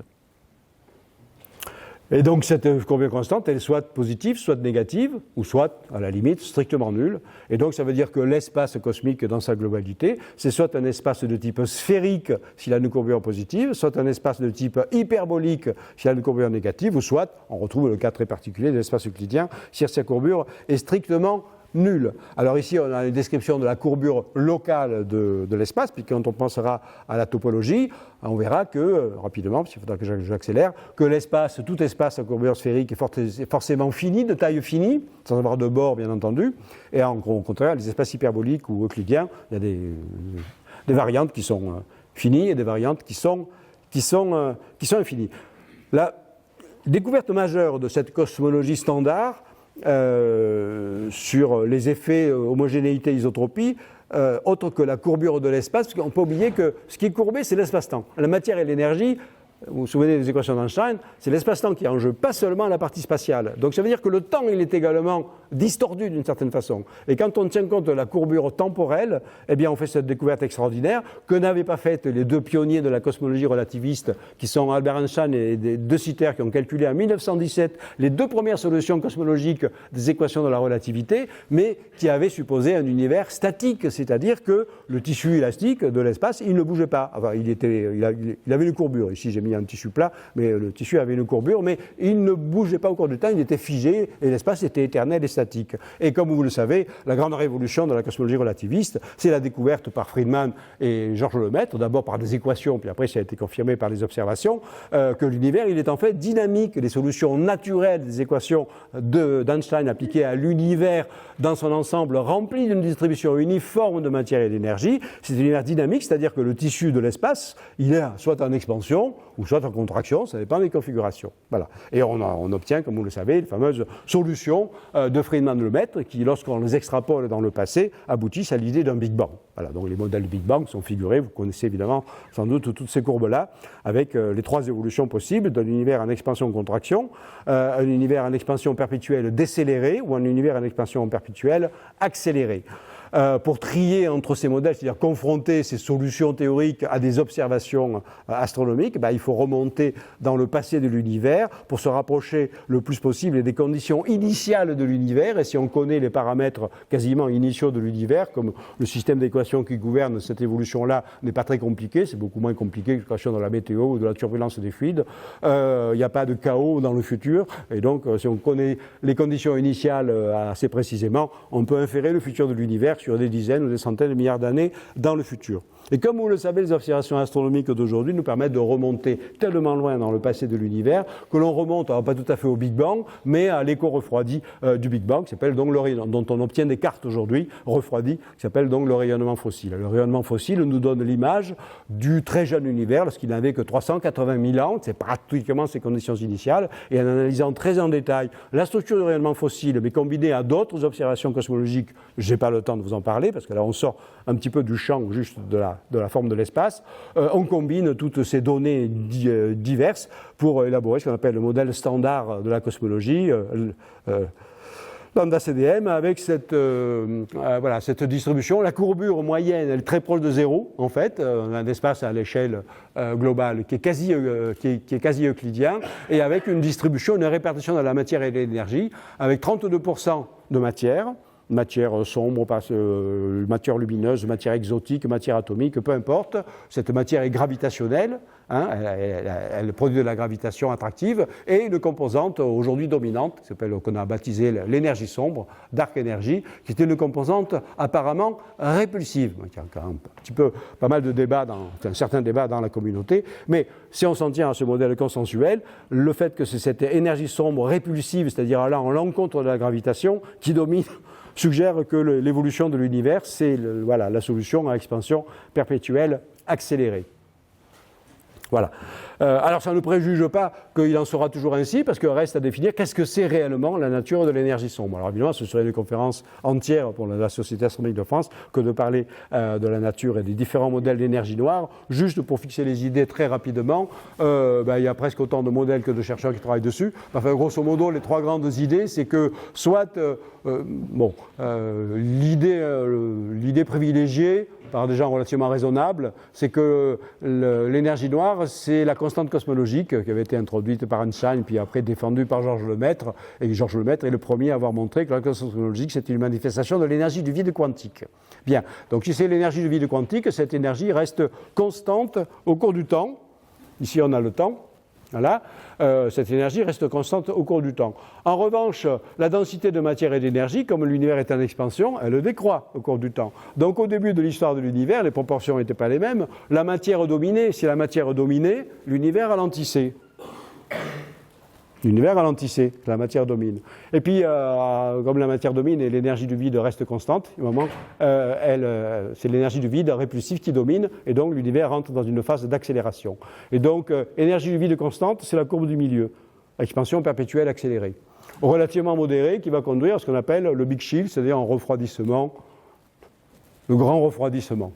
Relativement modéré. Mais il y a d'autres modèles alternatifs d'énergie sombre. Il y en a qui ne croient pas à la constance cosmologique, etc. Alors, ce n'est plutôt dans le domaine de la physique des énergies. Alors, il y a des modèles dits de phantom énergie. Ça fait une théorie des cordes, enfin, ce genre de choses très spéculatif. Ce n'est pas inintéressant. On a au contraire une énergie noire qui augmente vers le futur. Donc, ça accentue encore cette chose-là, la vitesse d'expansion, qui devient pratiquement verticale. On appelle ça le big rip. Déchirement final de l'espace qui est déchiqueté sur toutes les échelles par cette énergie antigravitationnelle, très hypothétique. Et il y a des modèles dits de quintessence où au contraire, ça peut diminuer, la densité d'énergie du vide diminue. À nouveau, la matière l'emporte et donc, hop, on peut récupérer le Big Crunch. Si jamais vous étiez nostalgique du modèle de Big Crunch, on peut le récupérer par ce genre de raisonnement. Voilà. Mais alors, ce sont donc des recherches tout à fait spéculatives, mais on peut commencer, on espère aujourd'hui, commencer à trier entre ces différents modèles par un grand projet qui est en construction, qui s'appelle le télescope Euclide, qui va être lancé à l'horizon 2020-2021, dont une partie d'ailleurs expérimentale se fait, une partie technique se fait dans le laboratoire d'astrophysique de Marseille, qui est un pôle instrumental très développé, et qui va, en observant des supernovas lointaines, etc., essayer de trier quelques modèles d'énergie noire. Bien. Bon, maintenant, alors on sort de la cosmologie, de la cosmologie standard, même si on reste tout à fait dans le cadre, de la cosmologie relativiste, etc., en y rajoutant des hypothèses topologiques, pour s'interroger maintenant sur l'espace dans sa globalité. Très vieille question, l'espace est-il fini ou infini? Déjà, les Grecs se posaient la question, ainsi de suite. Voilà. Alors, pourquoi ce n'est pas résolu par la relativité générale? Parce que la théorie d'Einstein vous donne des métriques, ça je vous l'ai déjà dit, les métriques c'est quelque chose de local, c'est une description locale de la forme locale. Et à l'échelle globale, la métrique ne vous dit rien sur la structure globale de l'espace-temps. Et le premier qui l'a fait remarquer, c'est ce bonhomme-là, qui, vous l'avez reconnu, c'est Alexandre Friedman, en 1924, dans le papier où il décrivait un univers en expansion de type hyperbolique. La deuxième partie, qui n'a quasiment jamais été lue, elle est absolument géniale, parce qu'il prédit que les propriétés topologiques peuvent... il faut rajouter des hypothèses topologiques pour décrire l'espace dans sa globalité. Et il a été le premier à imaginer que certaines structures topologiques compliquées, qu'il ne connaissait pas vraiment à l'époque, parce que les mathématiques n'étaient pas assez assez développé à l'époque, mais certaines structures pouvaient éventuellement produire des images multiples, des images fantômes, ce qui est appelé carrément des images fantômes d'objets. Alors comme vous le savez peut-être, j'ai beaucoup travaillé, je me suis commencé à m'intéresser à ce sujet au début des années 90, et j'ai beaucoup travaillé donc sur ce sujet-là. Donc pour en revenir à cette question-là, quelle est la taille et la forme de l'espace, cette fois-ci dans sa globalité?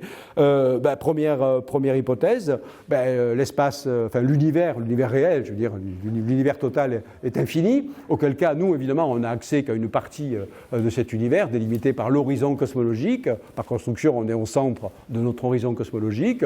On connaît sa taille, c'est à peu près 50 milliards d'années-lumière de rayon.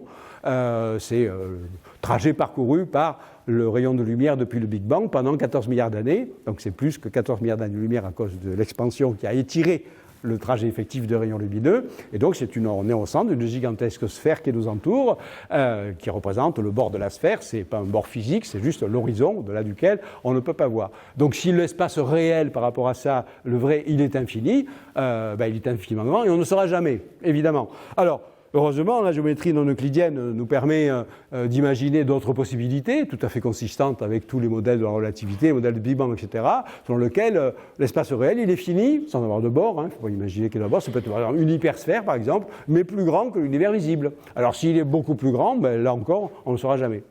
Et puis il y a une troisième hypothèse, où le modèle d'espace fini sans bord, il peut être carrément plus petit que l'univers visible.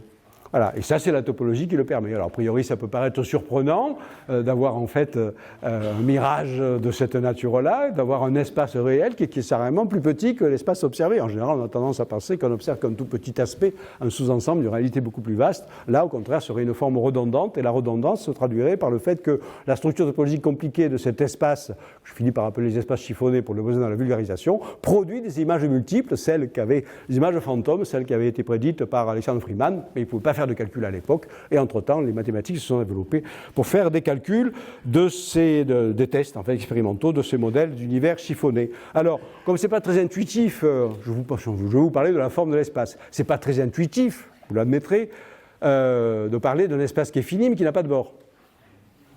Ou si c'est intuitif, c'est très bien, c'est super. Mais en général, c'est vrai qu'on se pose la question, l'univers est en expansion, donc on imagine ça comme un ballon, et qu'est-ce qu'il y a en dehors du ballon? Là, c'est difficile d'expliquer que c'est pas une bonne image. Une hypersphère, c'est pas un ballon, c'est un hyperballon. L'hyperballon n'a pas de bord, et donc il gonfle de rien du tout. Donc tout ça, c'est pas évident. Bon, donc démonstration géométrique simple, visualisation. Qu'est-ce que c'est un espace fini sans bord de type hypersphérique? Commençons par une sphère. La sphère, c'est bien à deux dimensions, un espace qui est fini et sans bord. Les lignes droites sont des grands cercles, c'est jamais interrompu, donc il n'y a pas de bord, et c'est bien une surface finie. Bien. Alors, c'est plus intéressant pour la suite de la représenter par cette projection polaire où on voit deux hémisphères, l'hémisphère nord, l'hémisphère sud, séparés par l'équateur, qui n'est évidemment pas une vraie frontière physique, c'est juste une ligne de coordonnées qui sépare en deux un espace tout à fait normal. Et on va retrouver le fait qu'en partant du pôle nord, on va en ligne droite, c'est-à-dire le long d'un méridien. Lorsqu'on est ici, c'est évidemment le même point, puisque l'équateur est le même des deux côtés, on continue en ligne droite, et toujours on fait la grande boucle, et on revient. On est allé en ligne droite, et on est revenu au point de départ, on était bel et bien dans des espaces finis et sans bord. À 3 dimensions, c'est pareil. Vous construisez une hypersphère, et dans ce système de représentation, en coordonnées polaires, vous rajoutez juste une dimension. Donc vos disques, ils prennent du volume, vos hémisphères qui sont ici des disques plats deviennent des sphères, et donc l'hypersphère est représentée en représentation polaire par deux volumes sphériques collés ensemble par leurs équateurs. Leurs équateurs, c'est plus une ligne, c'est une surface. D'accord? C'est simple. Bon, les surfaces sont collées. Voilà. Alors, on est à l'intérieur, forcément, donc on part, par exemple, d'ici, on prend une fusée, on va en ligne droite, dans cet espace hypersphérique. Un jour, ça peut être dans longtemps, parce que si l'hypersphère fait plusieurs milliards d'années-lumière de diamètre, ça peut prendre du temps. On est là, quand on est là, en fait, on est là, mais on s'est rendu compte de rien, on continue en ligne droite, et puis toujours, sans jamais faire demi-tour, un jour, on a la surprise de rentrer à la maison. On était dans une hypersphère et on a fait un voyage, effectivement, dans un espace fini sans bord. Voilà. Donc l'hypersphère est un modèle parfaitement admissible pour la relativité générale.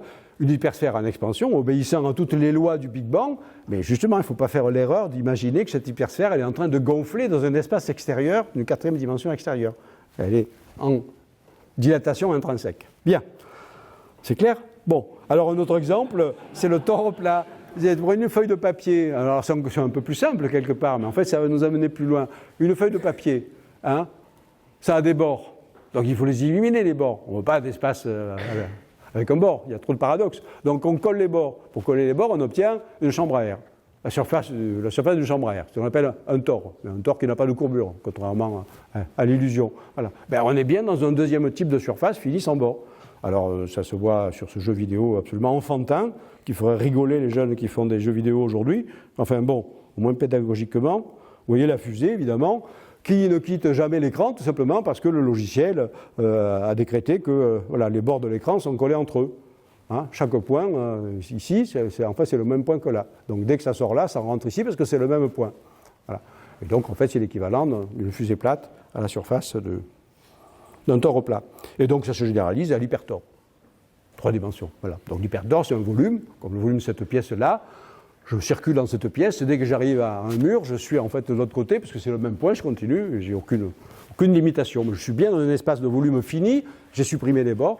Voilà. Et c'est aussi des modèles tout à fait applicables pour la description de la taille de l'univers. Alors ces modèles-là, ils sont assez étonnants parce que c'est simple à construire. Hein. Enfin, en tout cas, je vais donner les exemples les plus simples. Après, il y a des topologies affreusement compliquées, bien entendu. Mais ce qui est intéressant, c'est que dès que vous introduisez ce qu'en topologie on appelle de la multiconnexité, hein, c'est-à-dire vous collez des bords ensemble et vous créez des relations de connexité différentes par rapport à un espace simple, une simple feuille de papier, par exemple, etc., ben, automatiquement, vous démultipliez les lignes de droite entre 2 points. Et donc, vous démultipliez les trajets des rayons lumineux. Vous démultipliez les géodésiques entre 2 points. Et donc, vous créez plusieurs images d'un même objet. Donc, ici, voilà, l'espace réel, c'est ça. Je n'ai mis que 2 objets. Nous l'observateur, une galaxie lointaine. C'est l'espace réel. Mais à cause, effectivement, de la démultiplication des trajets des rayons lumineux, l'espace observable devient différent. On appelle ça en mathématiques l'espace de revêtement universel. Et donc, ces objets-là, que l'on verrait à l'intérieur de l'horizon, seraient des démultiplications d'images. Bon, je ne vais pas aller trop loin dans cette affaire-là, parce que normalement je fais des conférences entières juste sur cet aspect-là. Je rappelle juste que donc, nous avons beaucoup travaillé avec mes collaborateurs dans les années 90, au début un petit peu dans le scepticisme général de la communauté cosmologique qui ne connaissait pas ces propriétés topologiques possibles, voilà, sur des modèles d'espace, que j'appelais des univers chiffonnés pour le besoin de la vulgarisation.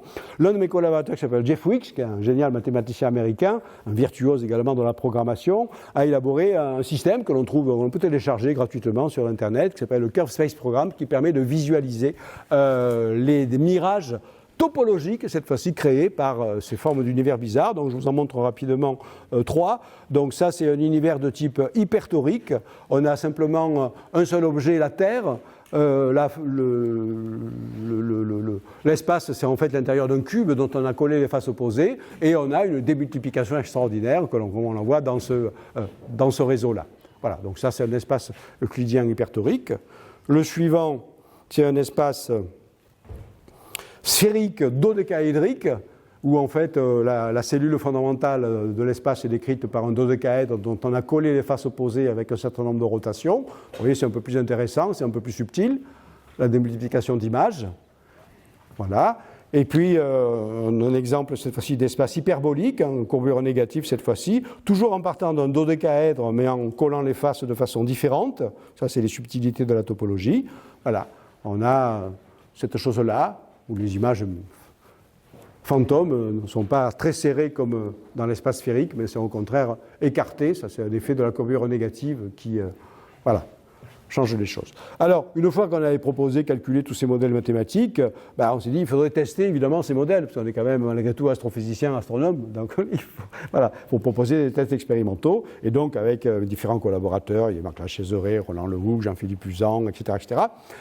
Donc on a recherché des signatures topologiques possibles. Alors par exemple, une signature possible qu'on a proposée dans les années 90 s'appelle la cristallographie cosmique, c'est-à-dire que s'il y a des images multiples, il doit y avoir certaines corrélations de position entre entre, si on prend des grands catalogues gigantesques de galaxies lointaines, d'amas de galaxies, si certains sont des images multiples voilà, dans un catalogue donné, on doit pouvoir trouver des corrélations dans ce catalogue-là. Alors pour l'instant, les sondages ne sont pas assez profonds pour tester la cristallographie cosmique, mais dans peut-être une décennie, on aura peut-être des sondages profonds pour tester cette technique. Alors en attendant, il y a une autre technique qui s'est développée, peut-être aussi très efficace, où on analyse le rayonnement fossile et on fait une analyse statistique en fait des petites variations qu'on appelle les anisotropies, les différentes températures dans le rayonnement fossile, et des raisonnements relativement simples, aboutissant à des choses compliquées, nous montrent que si l'univers est légèrement plus petit que l'horizon cosmologique, il doit se recouper d'une certaine manière sous la forme de cercle, c'est-à-dire que dans le rayonnement fossile,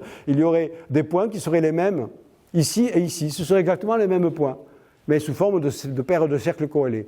Et pour s'en rendre compte, il faudrait une fois être capable de mesurer le long de ces cercles-là le profil de température qui serait exactement le même, et donc ça montrerait que ce sont bel et bien les mêmes points. Alors ça met en jeu des simulations numériques absolument phénoménales, après une analyse de données incroyablement complexes, des données réellement obtenues par les télescopes WMAP et les données de Planck. Lorsqu'on a eu les premières informations là-dessus en 2003, on avait vu que mon modèle esthétiquement préféré, l'espace dodécaédrique de Poincaré, qui est construit à partir comme ça d'un dodécaèdre sphérique sur lequel on colle les bords, c'est-à-dire évidemment on ne peut pas sortir parce qu'il n'y a pas de bord, donc au lieu de sortir on rentre de l'autre côté, et donc ça crée cette chose-là, et on avait proposé donc la forme de l'espace dans cette fameux article de Nature de 2003 que le journaliste avait appelé l'univers ballon de foot. Alors après, bon, une fois que cette proposition a été faite, il fallait aller un petit peu plus loin dans les tests expérimentaux, et notamment essayer de trouver les paires de cercles corrélés prédits par la théorie. Normalement, il devrait y avoir 6 paires de cercles corrélés, antipodaux, déphasés, etc., etc. Il y a eu beaucoup de controverses avec ces recherches de cercles. Il y a plusieurs équipes qui ont cherché, il y en a qui ont dit non, il y en a qui ont dit oui, il y en a peut-être, etc., etc. Bref, le sujet n'est pas tout à fait clair. Il semble malgré tout que d'après les toutes dernières observations, ça veut dire 10 minutes, ça ? Ouais, je vais y arriver. Je vais y arriver, parce que vous remarquez que même que l'expansion de l'univers, j'accélère également. Voilà. Oui, il semble que d'après les toutes dernières données du télescope Planck, là j'ai fait un petit peu la synthèse récemment voilà, de l'état de la question 20 ans après les premières propositions, il semblerait que les topologies les plus simples, l'espace sphérique de Poincaré ou l'espace hypertorique, semblent exclus par les dernières données sur une échelle inférieure à l'échelle de l'horizon, c'est-à-dire on peut avoir peut-être un univers chiffonné mais pas si petit que ça, mais en revanche ça laisse encore la possibilité pour tout un ensemble d'autres topologies beaucoup plus compliquées et qui ne seraient pas décelables actuellement par cette technique de recherche de cercles corrélés. Donc la question de la topologie globale de l'univers reste une question ouverte. Voilà. Alors ce n'est pas tout à fait fini, puisqu'on a encore 10 minutes, je vais pouvoir vous parler un petit peu et rapidement de gravité quantique. Et donc je reviens sur le schéma que vous avez montré au début. Donc on a exploré ça, les trous noirs, la cosmologie standard, la topologie cosmique, et maintenant on se dit, alors on va à très petite échelle, on a à la fois de la courbure et de la topologie, mais fluctuante. Et puis ce qui serait tentant, c'est de dire, y a-t-il finalement une relation entre le très grand et le très petit, l'infiniment grand et l'infiniment petit. Si l'espace, une des questions principales que l'on peut se poser, une question théorique cette fois-ci sur la topologie cosmique, on dit, bon, l'espace global, il a peut-être une topologie bizarre. Bon, mais pourquoi ? Comment elle se serait engendrée ? Comment elle se serait créée au cours de l'histoire ? Les équations de la relativité standard nous disent que la topologie de l'univers, la topologie de l'espace, ne peut pas changer à partir des conditions initiales. Donc il faut quelque part que ce soit dans les conditions initiales qu'il y ait une topologie bizarre. Et les conditions initiales, ça fait appel à la gravitation quantique. C'est-à-dire l'univers dans l'ère de Planck.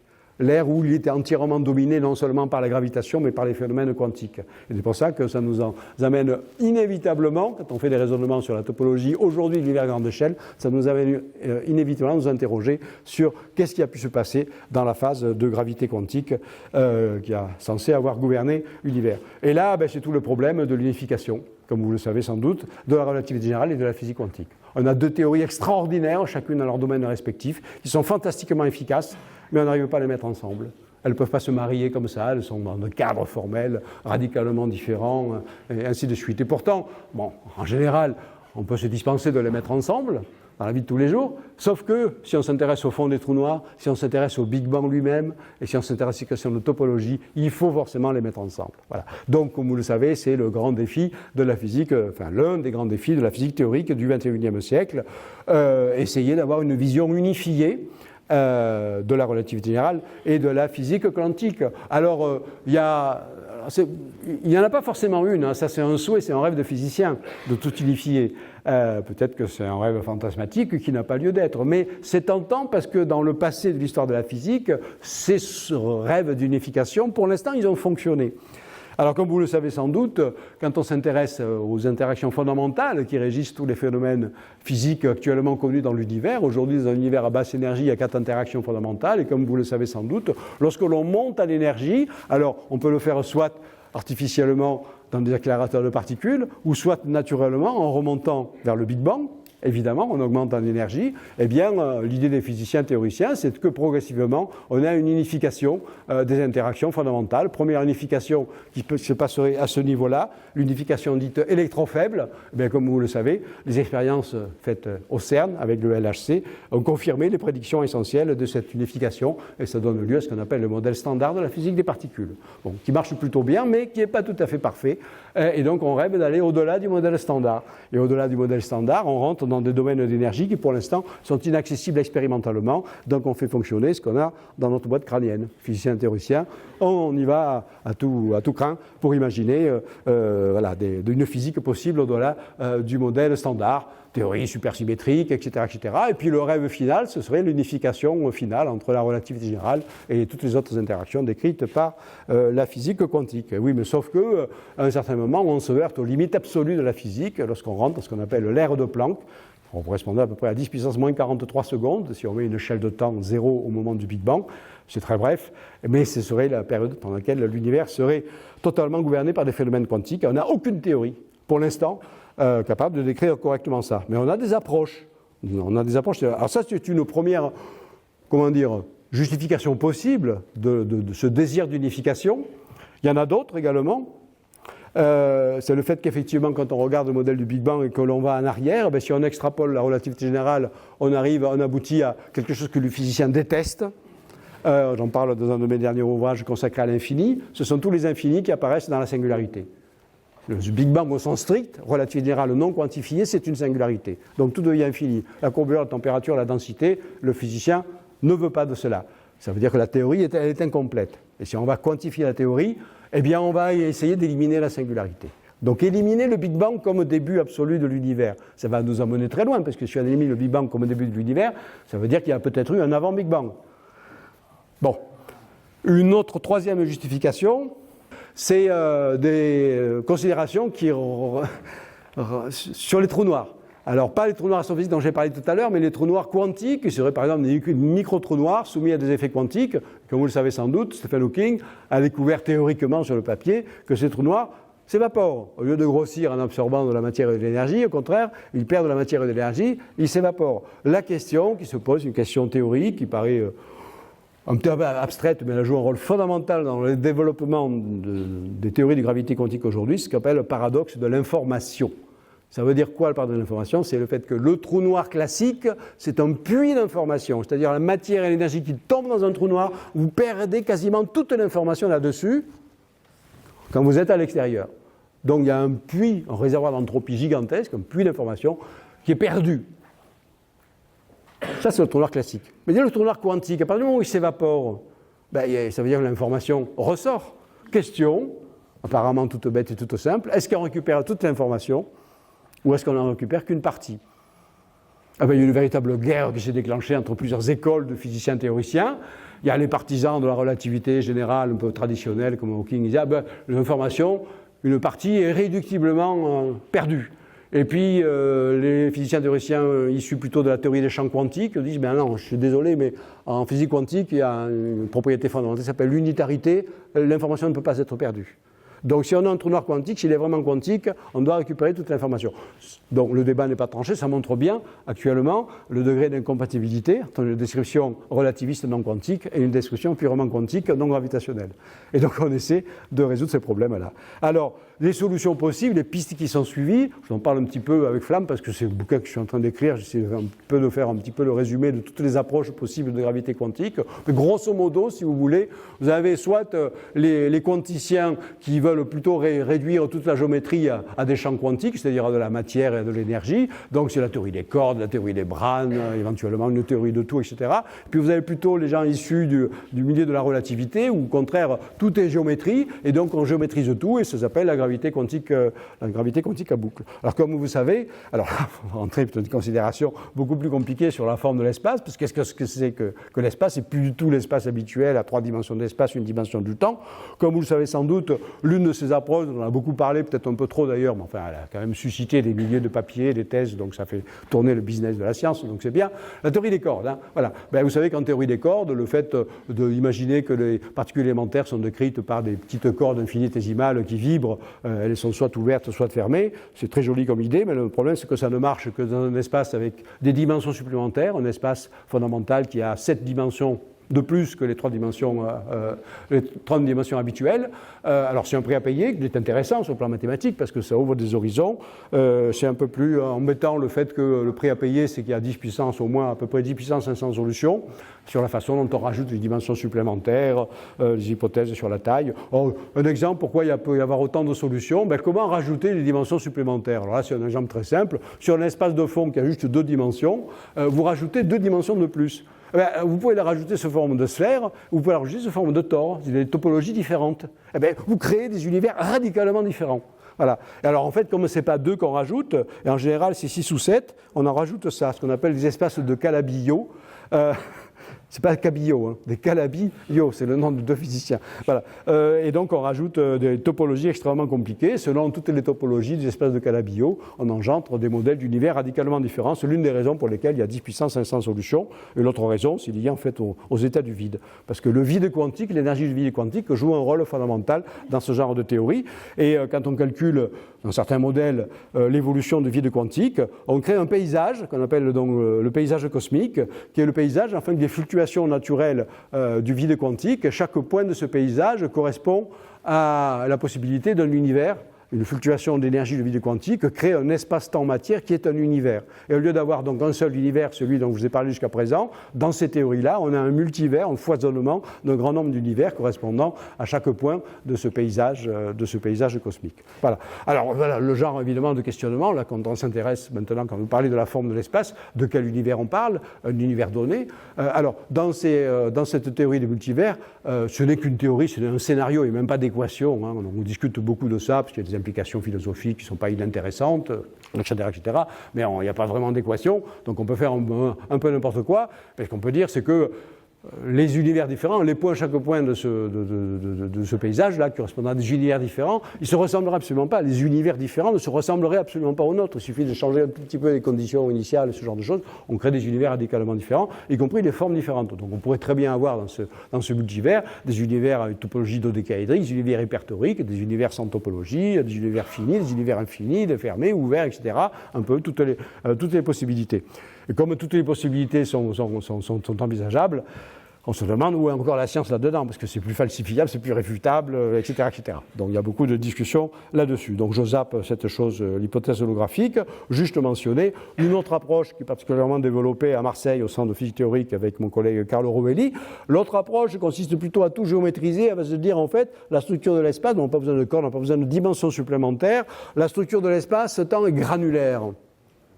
Si on veut quantifier la gravité, on quantifie la géométrie, puisque en relativité générale, la gravité, c'est de la géométrie. Donc si vous quantifiez la gravité, vous quantifiez la géométrie. Quantifier la géométrie, c'est quantifier l'espace, quantifier le temps. Donc vous définissez des grains d'espace et des grains de temps. Des atomes irréductibles d'espace et des atomes irréductibles de temps. Donc c'est cette approche-là qui est développée par certains groupes et qui est également très très prometteuse. L'une des choses qui me séduit notamment dans cette approche-là, c'est que le formalisme mathématique, une partie du formalisme mathématique est utilisée pour faire fonctionner cette chose-là. Ça s'appelle les réseaux de spin qui ont été créés par Roger Penrose, qui est un très grand physicien d'aujourd'hui, spécialiste de la relativité, et qui s'est intéressé également aux sciences cognitives. Et il y a des formalismes mathématiques qui ressemblent un petit peu, pour décrire le fonctionnement du cerveau, qui ressemblent un petit peu à ça. Donc Jean-Pierre me dit que c'est fini, il a raison.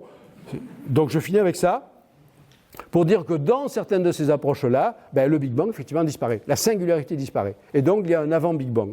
Alors ça, par exemple, c'est un scénario possible dans une théorie de gravité quantique à boucle, où lorsque l'univers préexistant au Big Bang s'effondre, et au lieu de donner un Big Crunch, il rebondit, la gravitation s'inverse, ça s'appelle le Big Bounce, et ça donne lieu à la phase actuelle de l'univers. Et contrairement à ce qu'on pourrait penser, ce n'est pas sponsorisé par Nespresso. Ça, là, cette partie-là. Bon, je n'ai pas trouvé de sponsor. Bon, voilà. Donc voilà, vous voyez toutes les questions qui se posent sur la forme de l'univers. Finalement, on a fait un grand parcours, et avec ces nouvelles théories, on en sait moins qu'au départ. Mais c'est ça qui est intéressant dans la recherche scientifique. Hein. Voilà, on résout une petite partie des questions, on a ouvert tellement d'autres questions que c'est un cheminement sans fin, et c'est pour ça qu'on exerce ce métier avec passion. Donc si vous allez un petit peu plus loin, certains de mes ouvrages qui traitent de ce sujet-là, cela, et puis pour finir, alors vraiment, je finis vraiment. J'ai un blog, je ne sais pas d'entre vous le connaissent peut-être, mais beaucoup peut-être ne le connaissent pas. Et sur ce blog-là, c'est facile à trouver sur Google, il y a tout un ensemble d'articles et certains d'entre eux parlent réellement du sujet d'aujourd'hui. Je vous invite à l'explorer. Je vous remercie.